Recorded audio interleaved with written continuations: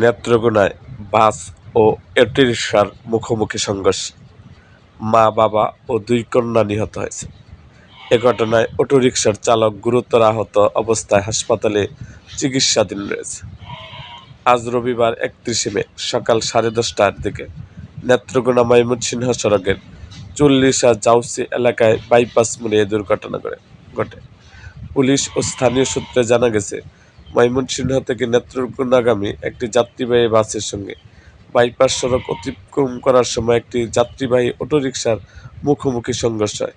সংঘর্ষে ঘটনাস্থলে একই পরিবারের 4 জন মৃত্যু হয়।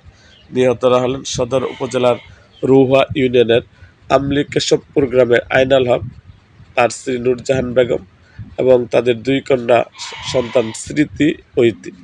এ ঘটনায় গুরুতর আহত অটোরিকশা চালক রেহানকে উদ্ধার করে প্রথমে নেত্রকোনা আধুনিক হাসপাতালে নেওয়া হয়।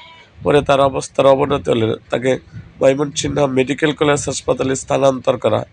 প্রত্যক্ষদর্শী ও স্থানীয় বাসিন্দারা জানান, নতুন বাইপাস সড়ক নির্মাণ হলেও প্রধান সড়কের সংযোগস্থলে পর্যাপ্ত গতি নিয়ন্ত্রণ ব্যবস্থা, স্পিড ব্রেকার ও সতর্কতামূলক সাইনবোর্ড না থাকায় প্রায় দুর্ঘটনার ঝুঁকি তৈরি হচ্ছে।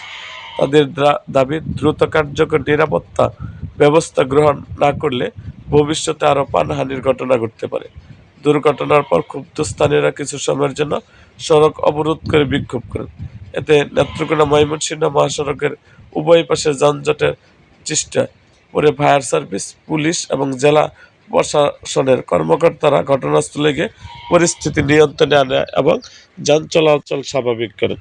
ঘটনার পর এলাকায় সুখের ছায়া নেমে এসেছে।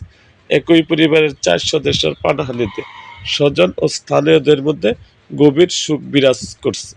এরকম আরও ভিডিও পেতে এবং রাজনৈতিক অঙ্গনের নানা ঘটনা ও ইতিহাস জানতে আমাদের মুক্তাগাছার ইতিহাস মিডিয়া ইউটিউব চ্যানেলটিকে সাবস্ক্রাইব করুন এবং পাশে থাকা বেল আইকনটি বাজিয়ে দিন।